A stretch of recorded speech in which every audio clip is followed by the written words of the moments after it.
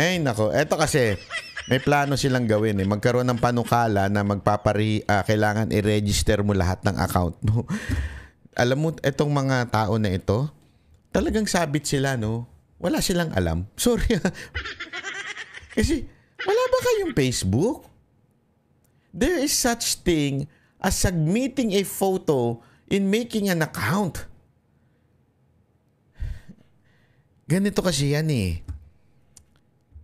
Ang isumpina ninyo, yung FB, YouTube, at kung ano-ano pa. Kasi nakaka-verify naman ng account yan eh. Meron niyang pagsasagbit. Nagsasagbit, matatag ka ng ano eh. Ako, nabuisit nga ako kasi yung Banat by Channel ko na kaka 1 million nga, biglang sinuspend naman kasi ang sabi doon, meron daw ano ba yun?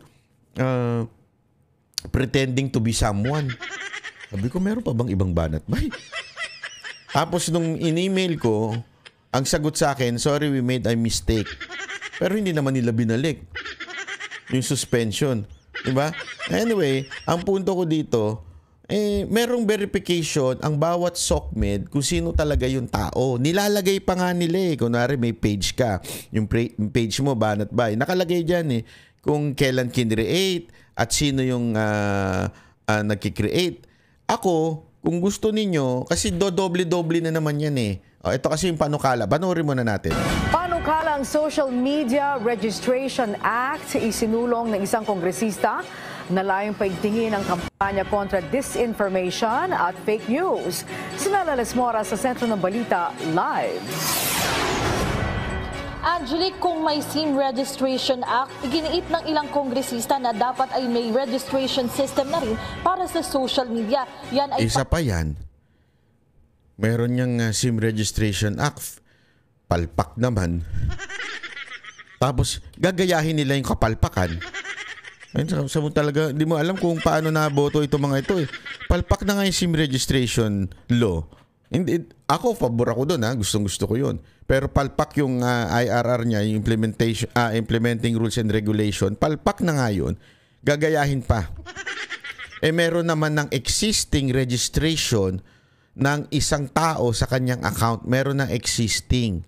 Okay? Ngayon, kung sinasabi ninyo na kailangan i-reveal yung pangalan, you should ask the social media platform. Hindi yung account.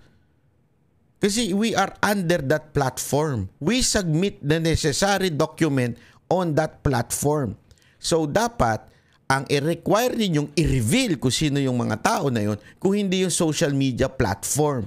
Sabihin nyo kay Google, sabihin nyo kay Facebook, sabihin nyo kay TikTok, gusto nyo mag-operate sa amin, required na ilalagay nila yung pangalan nila. Ibig sabihin, kailangan yung mga nag-submit sa inyo ng channel, gumawa ko ng channel, Banat by Channel. Itong Banat by Channel, ipapakita dyan kung ano yung pangalan ng tao na yun, real name niya. Yun ang i-require nyo, yung platform. Hindi yung gagawa na naman kayong batas na kailangan i-rehistro yung social media. Iba yung malabanan ang pagkalat ng fake news sa bansa.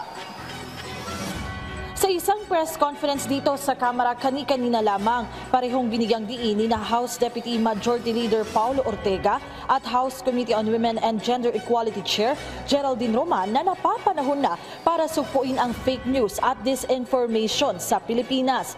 Ayon kay Ortega, dapat ay maging mapanuri ang ating mga kababayan sa mga nakukuhang impormasyon lalo na ngayong panahon ng kampanya para sa Hatol ng Bayan 2025. Mungkahin niya, kung may SIM Registration Act, dapat ay may Social Media Registration Act na rin bilang bahagi ng mga hakbang ng pamahalaan kontra fake news. Ang dami na kasi umanong nagtatago sa fake accounts na naghahasik ng maling impormasyon. Sang-ayon din dyan si Congresswoman Roman na iginiit na maghahain din siya ng panukala ukol dito. Mainam din nila ang pagbuo ng isang konseho para mapaigting ang pagbabantay sa social media at sa mga impormasyong lumalabas dito. Grabe, mukha talagang ano na, no? Parang ang ano nila dito, martial law na talaga ang datingan, no? Pag criticize ka, yari ka talaga sa gobyerno, re-regulate ka. Ang bahagi ng pahayag ng mga kongresista. Nakakalungkot na ganito na po yung napuntahan. Tapos parang ang saya-saya pa ng mga ganitong tao sa ginagawa nila. Kaya sobrang nakakalungkot na it's not the real, hindi yung totoong sarili nila yung pinapakita nila dito eh. Hindi, ako against ako dyan. Hindi yung sarili nila pinapakita. Against talaga ako dyan. Dapat talaga ipakita sarili. Pero alam mo, Brad, gawin mo trabaho mo. Ligtas ka. Baka purihin ka pa ng mga tao. Gawin mo yung trabaho mo. Magtrabaho ka kasi. Eto ka na naman, bumabanat ka na naman eh. Magtrabaho ka, hindi yung puro daldal lang dyan. Baka nakamaskara kasi sila sa Ako hindi social ako media. nakamaskara. Hindi ako nakamaskara. Magtrabaho ka lang. Pupurihin kita. Oh. Ganyan ang banateros. Pag tama, palakpakan. Pag mali, banatan. Gawin mo lang. Magserbisyo ka lang sa taong bayan. Pupurihin kita. O, papalakpakan kita. So, kayo yung mga trolls, yung mga masasamang intention, mga fake news kayo. Fake you. Ngayon na naman. Parang SIM registry. Papatawan na naman siya. Skanda, ano na naman siya. Parang sanggano na naman ng dati. Fake you, fake you. Registration nga yan eh. Ganun talaga eh. You have nothing to hide. You have no hidden agenda. You have no intent to maliciously deceive the people or to, serve the interests of certain parties unscrupulously. Wala ka dapat katakot. Pangatawanan mo. Angelic, bukod sa issue ng fake news ay natalakay din ang iba pang usapin sa press conference dito sa Kamara tulad ng nalalapit na eleksyon ng impeachment at iba pang mahalagang usapin ngayon patungkol nga sa Hatol ng Bayan 2025. Ito pa, isa pang balita tungkol ho dito sa fake news na to ha. Kasi talagang gigil na gigil sila eh. Alam mo kung bakit? Nakakapikon nga naman yun. Totoo naman. Aminin na natin, nakakapikon po yun mga kababayan. Yung galit na galit sa yung taong bayan. Huwag kayong titigil. Karapatan nyo yan. Protektado ng ating konstitusyon yung ginagawa ninyo. Huwag lang kayo mag-iimbento. Ako, galit ako sa mga chismoso-chismosa. Alam nyo yan. Marami na ako nakaaway. Kapartido o hindi kapartido, dami na akong nakaaway. At paninindigan ko yan. Wala akong pakialam kahit sino pa yan. Basta nagpakalat ka ng fake news, fake you. Ako lang ang pwedeng gumawa nun, congressman. Hindi ikaw. Congressman ka, tas ganyan ka magsalita. Hindi, totoo naman eh. Ako, galit ako dyan. Pero mga kababayan, yung magalit ka sa nangyayari sa lipunan, magalit ka sa gobyerno, ilabas mo yung saloobin mo sa gobyerno, yan po ay karapatan mo. Karapatan mo yan. Ba't di ka magagalit? Gutom na tayo. Ako, hindi pa kumakain.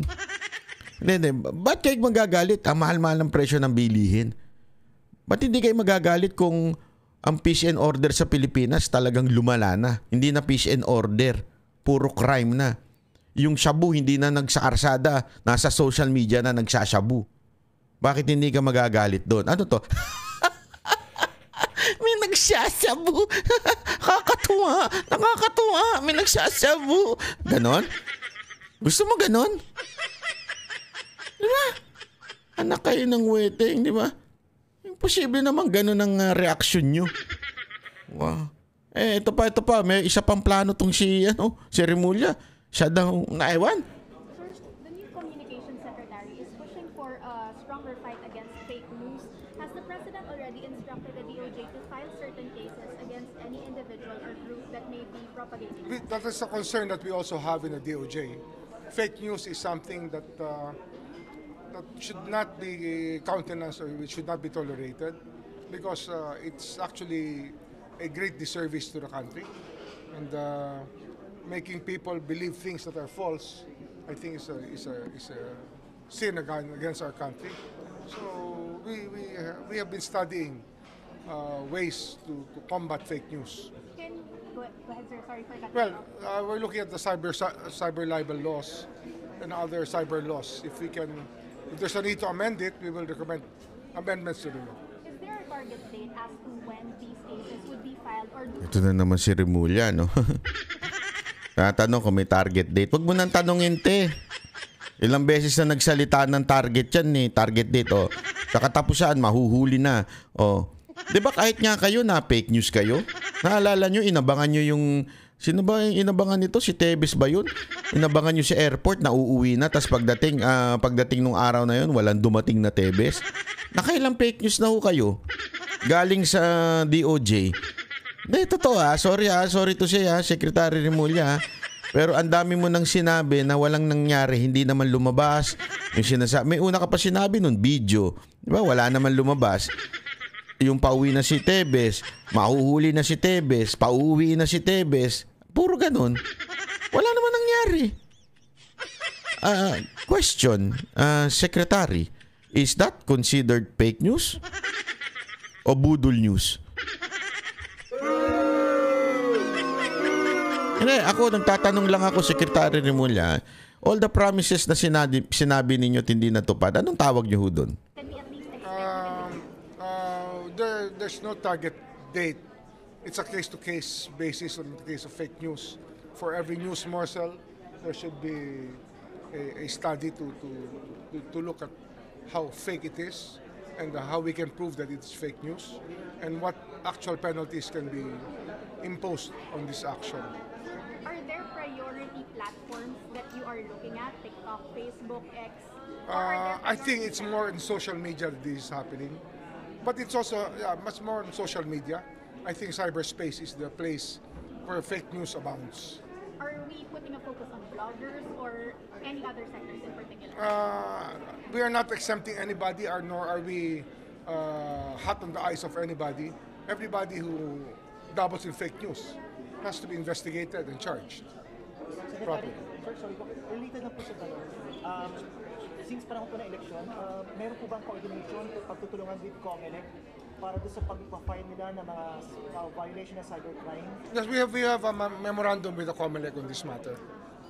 We will be awaiting the cases to be filed against those who violate the law, on especially our cybercrime laws. Ay nako, alam mo, sa totoo lang, pati yan sa COMELEC may konting problema dyan kasi sinampahan nila ng kaso yung isang abogado na nagsabi lang ng ito yung maaaring gawin ng mga hacker. Nung pinakikinggan ko nga yung kanyang speech, sabi ko, may punto naman yung tao. Hindi naman niya sinisiraan. Hindi niya sinisiraan ng COMELEC. Wala siyang sinasabi sa COMELEC na mandaraya kayo. Hindi. Sinasabi lang niya, this is the way para ma-hack kayo kasi I'm a IT expert and security expert doon sa kanyang kumpanya dati. Dapat sana pinakinggan na lang instead of binansagan na kagad siyang fake news. Sana pinakinggan, pina-explain. O sige nga, sampulan mo nga kami kung paano ma-hack. Kasi yun ang trabaho ng mga IT security. Gahanap sila ng vulnerability doon sa system nung kumpanya, kung paano ma-hack, hahanapin nila yun.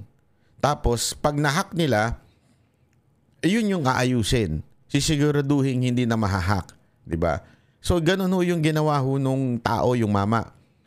Tapos, sinabihan pa siya ng fake news. Sana, alam nyo mga kababayan, ang problema natin ngayon sa gobyerno, yung instead na nakikinig kayo, sarado na isip ninyo.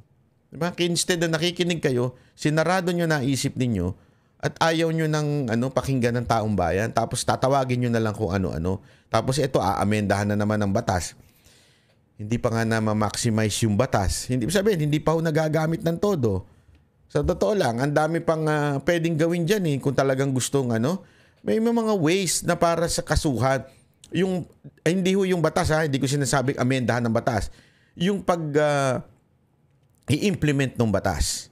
Ang daming way para maayos yan Sana yan ang i-focus. 'Di ba? Secretary Remulla, sana paigtingin ninyo ang NBI. Kasi ako, as far as nung panahon pa nga, in fairness, this is not the time of Remulla. Okay? Nung panahon, nagsumbong pa ako sa NBI, Cybercrime Division. Wala naman nangyari. Di ba? Kasi may nagbanta, sinend ko sa kanila para tignan. Wala naman nangyari. I mean, sana, yan yung paigtingin nila. Pag may nag-report, action kagad. Diba? Ako hindi ko na inano yan, pero mantakin mo ako na po ito na binantaan at it's really obvious. Ni-report ko, wala naman nangyari. So, how do you expect na maaayos yung cybercrime? O yung kahit nga yung libel man lang, sana mabilis ang galaw. E di tapos ang usapan. Hindi na yung kailangan baguhin i-amend pa yung law. We have enough law against cyber libel as in defamation. Ang dami na ho nating batas tungkol dyan. Sir, those using yung aliases as their blogger names, yung aliases as bloggers, Okay. anonymous bloggers, may liability ba yun? Kasi usually they don't use their real names. Well, if we can have a recording of what they do, then it's easy to identify these people. And we should all be responsible people. We should be responsible for our own utterances. I think that is the most important thing.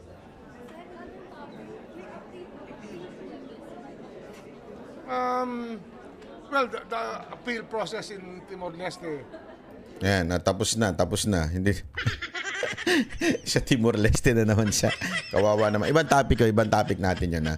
Pero gano'n na nga po mga kababayan. Ito ibantayan natin kasi yung hakbang na ginawa ng Marcos Sr. noon, kaya naglagay ng MTRCB ay tila ginagawa ngayon. In different areas. Dati, movies, TV, ginagawa yung pagre-regulate. Ngayon, gusto na nilang i-regulate ang lahat ng social media. That we all know, it's because marami ang nakikriticize sa gobyerno.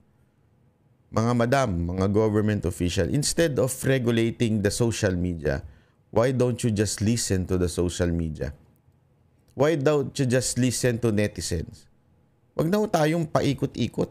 Paikot-ikot tayo sa problema dito. Makinig na lamang po tayo sa mga netizens. Tapos magtrabaho kayo, wala na magkikriticize sa inyo. Tapos ang usapan. Kasi kami, sabi ko nga sa inyo, pag tama, pinapalakpakan namin kahit anong kulay niyan. Wala akong pakialam kung Marcos loyalist yan. Basta tama ang sinabi niyan, palakpakan namin yan. Di ba? Kaya kahit nga kami, di ba? Meron kaming siyam yung senador ng PDP. Kami, sino sinama namin? Yung kinagagalit ng iba. Gusto namin si Ben Tulfo. O gusto namin si Busita. Ito mga to, hindi ho ito mga Duterte supporter. Bakit? Kasi nakita namin may tama silang ginagawa. Yun lang ho ang sa amin. Gawin nyo yung tama, wala magkikriticize sa inyo. Ang problema, puro kabalastugan ng ginagawa nyo. Kaya puro bashing natatanggap nyo. Kami ang boses ng masa, hindi natatakot. Katotohanan lang, di kami nalulunod. Walang bahid ng sismis, lahat ay totoo. Kahit sino ka pa, pag mali ka babanatan ka.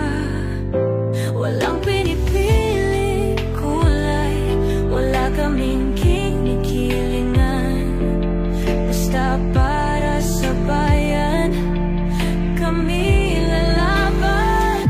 Pag tama palakpakan, pag mali banatan. Di matitinag, di matatakot, para sa bayan tuloy ang sigaw.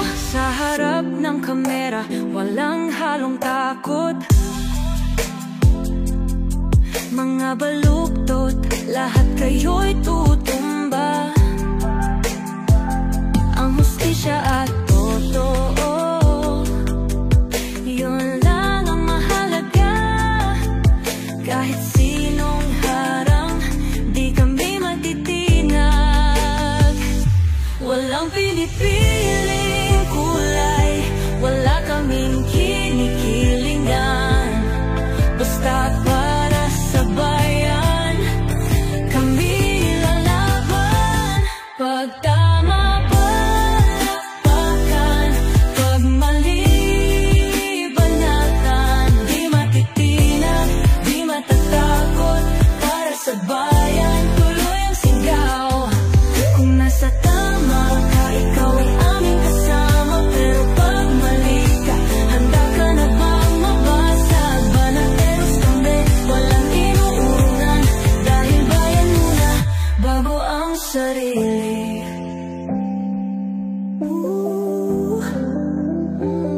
Bago ang sarili.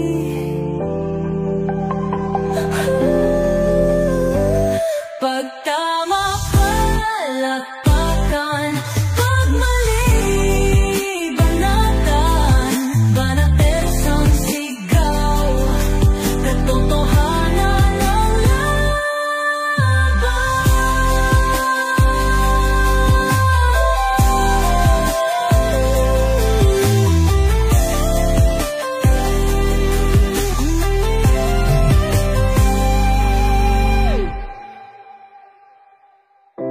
sa harap ng kamera,